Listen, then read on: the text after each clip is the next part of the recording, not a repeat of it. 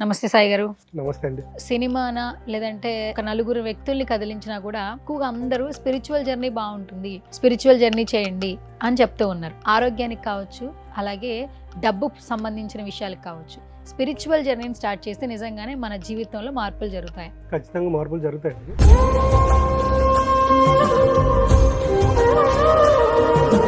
Spiritual journey ఎందుకు వెళ్తారంటే వాళ్ళకి కొన్ని సమస్యలు వచ్చినప్పుడు దాని నుండి ఎలా రియలైజ్ అవ్వాలి, ఎలా బయటపడాలని తెలుసుకోవడానికి దీంట్లోకి వెళ్తారు, ఆధ్యాత్మికంలోకి వెళ్తారు. ఆధ్యాత్మికంలోకి వెళ్ళిన తర్వాత చూడండి వాళ్ళకు ఎలాగుంటాయంటే కష్టాలు అనేవి సాక్షిబద్ధంగా చూడగలుగుతారు. అంటే తప్పు ఎక్కడ జరిగింది, తప్పు జరగడం దీనికి కారణం ఎవరనేది మనకు తెలుసుకున్నప్పుడు ఏమవుతుందంటే నెక్స్ట్ ఆ తప్పులు జరగవండి. ఎప్పుడైతే మనం ఆధ్యాత్మిక మార్గంలోకి వెళ్తామో మనిషికి మనశ్శాంతి అనేది ఉంటుంది, సాటిస్ఫాక్షన్ అనేది ఉంటుంది.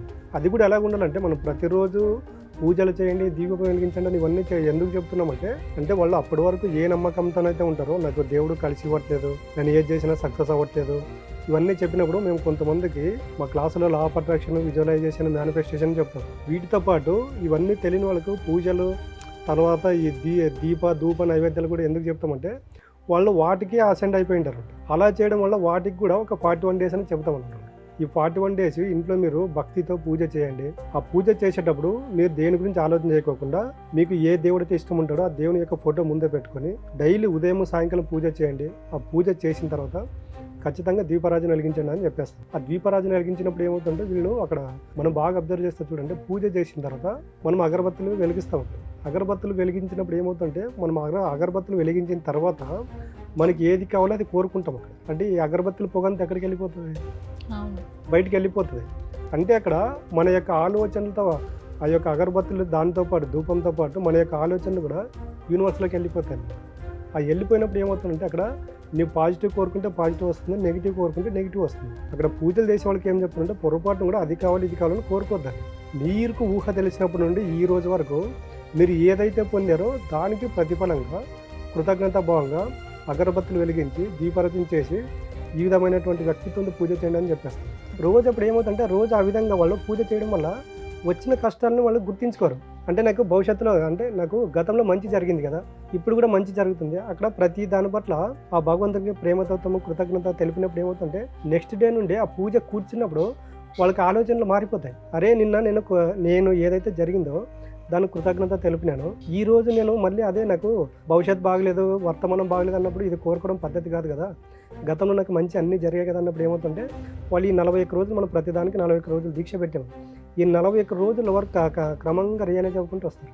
ఓకే, ఇప్పుడు స్పిరిచువల్ జర్నీ స్టార్ట్ చేసిన వాళ్ళు కావచ్చు, స్పిరిచువల్ జర్నీలో కొన్ని మాటలు వింటూ ఉంటాం, ఆకర్షణ సిద్ధాంతం, పంచభూతాలు ఇలాంటివి వింటూ ఉంటాం. అసలు నిజంగానే ఆకర్షణ సిద్ధాంతం అంటే ఏంటి, దాని శక్తి ఏంటి? చూడండి, ఇక్కడ ఆకర్షణ సిద్ధాంతం అంటే నువ్వు ఏదైతే కోరుకుంటున్నావో దాన్ని మనం పొందడం అనేది ఆకర్షణ సిద్ధాంతం అంటాం. అంటే మనకి ఈరోజు ఉదయం ఒకటి మనకు సాయంకాలం ఒకటి కావాలండి, దాని గురించి మనము బిఫోర్గా ఆలోచన చేస్తున్నామా లేదా? అంటే మార్నింగ్ కావచ్చు, మధ్యాహ్నం కావచ్చు ఆలోచన చేస్తాం. అంటే ఇక్కడ చూడండి మనకు సాయంకాలం ఇది కావాలనుకున్నప్పుడు దాని గురించి ఆలోచన చేయడం మానేస్తాం. దాన్ని ఎలా పొందాలని దాని గురించి ఆలోచన చేస్తాం. అక్కడ అది వస్తుందా రాదనేది వదిలిపెట్టేసి వస్తుందనే నమ్మకంతో ఉంటాం. అక్కడ ఏమవుతుందంటే ఆలోచన మన మైండ్లో ఉన్నప్పుడు ఏమవుతుందంటే నిదానంగా అది మనకు వస్తుందా రాదా అనే ఆలోచనలో నెగిటివ్ అంతా వెళ్ళిపోతున్నాం. అక్కడ నెగిటివ్ మీకు ఒక 10% ఉందండి, 20% ఉంది. మనము పాజిటివ్గా కావాలనుకున్నప్పుడు దానికి 30%, 40%, 50% పాజిటివ్ ఆలోచన చేసినప్పుడు ఏమవుతుందంటే ఈ నెగిటివ్ అనేది వెళ్ళిపోతుంది. ఈ నెగిటివ్ వెళ్ళిపోయి నీ మైండ్లో మొత్తం పాజిటివ్ ఉన్నప్పుడు ఏమవుతుందంటే నువ్వు ఏదైతే కోరుకుంటావో నీ దగ్గరకు వస్తుంది. దాన్ని ఆకర్షణ సిద్ధాంతం ఉంటుంది. మీరు అడిగారు కదండి, దాంట్లో నెగిటివ్ పని చేస్తుంది, పాజిటివ్ పని చేస్తుంది. ఈ నెగిటివ్ పాజిటివ్ గురించి ఇప్పుడు మనం వాటర్ పైన ఒకటి ఎక్స్పెరిమెంట్ చేద్దాము, అప్పుడు మీకే అర్థమవుతుంది. అంటే మన ఆలోచనలో మన పైన పాజిటివ్గా ఎలా చేస్తున్నాయి, నెగిటివ్గా ఎలా పని చేస్తున్నాయి. ఇక్కడ చూడండి వాటర్ అనేది మనకు 2 కలర్లో ఉన్నాయి. ఇది వచ్చేసి నెగిటివ్ మైండ్ సెట్ అనుకోండి, ఈ వాటర్ ప్యూర్గా ఉన్నాయి, ఈ పాజిటివ్ మైండ్ సెట్. మనం ఈ వాటర్ని లాగా పోస్తూ ఉన్నాం అనుకోండి, దీంట్లో ఉన్నటువంటి ఈ నెగిటివ్ వాటర్ని వెళ్ళిపోయి మనకి ఏమవుతుందంటే ప్యూర్ వాటర్గా అయితే సేమ్ మన మైండ్ సెట్ కూడా అలాగే ఉంటుంది.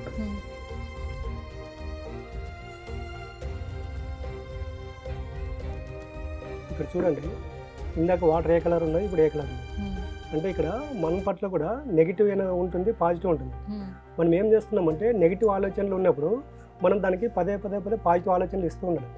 ఆ పాజిటివ్ ఆలోచనలు ఇస్తూ ఉన్నప్పుడు ఈ గ్లాస్లో ఉన్నటువంటి నెగిటివ్ వాటర్ ఎలాగైతే పోయి మొత్తం ప్యూర్ వాటర్ అయ్యాయో అలాగే మనలో ఉన్నటువంటి నెగిటివ్ ఆలోచనలు కూడా పోయి పాజిటివ్ ఆలోచనలు వస్తాయి. ఆ పాజిటివ్ ఆలోచనలు వచ్చినప్పుడు ఏమవుతుందంటే మనం చాలాసార్లు మాట్లాడుకుంటాం, ఈ యూనివర్స్ అనేది మన యొక్క ఆలోచనలకు ఉన్నటువంటి ఎనర్జీ ఫ్రీక్వెన్సీని తీసుకొని మనకు రిజల్ట్ ఇవ్వడం జరుగుతుంది. సేమ్ అలాగంటే మన లైఫ్ కూడా మనం అనుకున్న రిజల్ట్ రావాలంటే ఈ విధంగామైనటువంటి మనము ప్యూర్ వాటర్ పోస్తే దాంట్లో ఉన్నటువంటి నెగిటివ్ వాటర్ ఎలాగ వెళ్ళిపోయామో సేమ్ మనం కూడా మనకు రోజు డైలీ మనము ఈ పాజిటివ్ ఆలోచనలు ఇస్తూ వచ్చుకున్నప్పుడు ఏమవుతుందంటే మనకు తెలియకుండా చూసే ప్రతిదాన్ని సాక్షిభూతంగా చూడగలుగుతాం. అంటే అక్కడ చూడడానికి ఏమి ఉండదు, మొత్తం పాజిటివ్ ఉన్నప్పుడు ఏమవుతుందంటే మనిషి నుండి 0 స్టేజ్లో ఉంటుంది. అప్పుడు మనం ఏది కోరుకుంటే అది మన దగ్గరికి రావడం అనేది జరుగుతుంది. ఓకే సాయి గారు, సో ఇప్పుడు అంటే ప్రతి ఒక్కరికి మంచికి చెడుకి భేదం ఎలా తెలుసుకోవాలని చెప్తాము, పాజిటివ్కి నెగిటివ్కి ఉన్నటువంటి వ్యత్యాసం చాలా చక్కగా చెప్పారు. క్లాసెస్లో కూడా ఇలాంటి చిట్కాలు కావచ్చు, ఇలాంటి ఎక్స్పెరిమెంట్స్ చేస్తారు. అసలు మీ క్లాసెస్లో ఎలా జరుగుతుంది? ఇప్పుడు మనం ప్రతిసారి మాట్లాడుకున్న మనిషికి 3 సమస్యలు: financial problem, health problem, relation problem.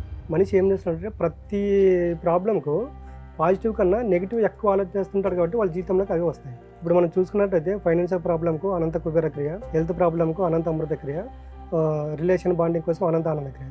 ఈ 3 క్లాసుల్లో మనం ఇప్పుడు ఏదైతే వాటర్ థెరపీ చేసి చూపించామో అదేవిధంగా వాళ్ళ గతంలో ఏ తప్పులైతే చేశారో వాటన్నింటినీ అక్కడ వాళ్ళ ప్రాక్టికల్గా వాళ్ళ కళ్ళ ముందు చూపించడం జరుగుతుందన్నమాట. అంటే ఇన్ని రోజులు మీరు ఈ విధమైనటువంటి ఆలోచన చేస్తూ ఉన్నారు, మీ లైఫ్ అక్కడ దాకా నెగిటివ్గా ఉంది, అది కాకుండా ఈ రోజు నుండి ఈ విధమైనటువంటి ఆలోచనతో ఉండండి, ఈ విధమైనటువంటి వ్యక్తులతో కలవండి, రోజు మీకు మీరు టైం కేటాయించుకోండి అన్నప్పుడు ఏమవుతుందంటే వాళ్ళకు 41 డేస్ అనేది మనకు మెడిటేషన్ సాధన ఉంటుంది. వాళ్ళు 41 డేస్లో రోజు సాధన చేస్తున్నప్పుడు ఏమవుతుందంటే వాళ్ళ లైఫ్లో రియలైజ్ చేసుకోవడానికి ఆస్కారం అనేది ఉంటుందండి క్లాస్. ఓకే, అయితే ఇప్పుడు మీరు ఆన్లైన్ క్లాసెస్ అలాగే ఆఫ్లైన్ క్లాసెస్ కూడా కండక్ట్ చేస్తున్నారు, సో వాటి డీటెయిల్స్ తెలియజేయండి. మనకు ఆఫ్లైన్ క్లాస్ అనేది ఎవ్రీ సండే ఉంటుందండి, 1 అవర్ ఉంటుంది. ఆఫ్లైన్ క్లాస్ అనేది ప్రతి మంత్లీ ఒకటి ఉంటుందండి, అది ఫుల్ డే సెషన్ ఉంటుంది. ఈ క్లాస్కి రావాలనుకున్న వాళ్ళు స్క్రోల్ పైన ఉన్న నెంబర్కి కాల్ చేస్తే మా స్టాఫ్ అవైలబుల్ వస్తారండి. వాళ్ళు ఏ ప్రాబ్లం ఉంటే వాళ్ళు ఆ క్లాస్కి అటెండ్ అవుతారు. ఓకే, స్పిరిచువల్ గురువుగా గత కొన్ని సంవత్సరాల నుంచి సక్సెస్ఫుల్గా ఆయన స్పిరిచువల్ జర్నీని ఎంజాయ్ చేస్తూ దీని గురించి ఎంతో మందికి ఎక్స్ప్లెయిన్ చేస్తూ ఉన్నారు.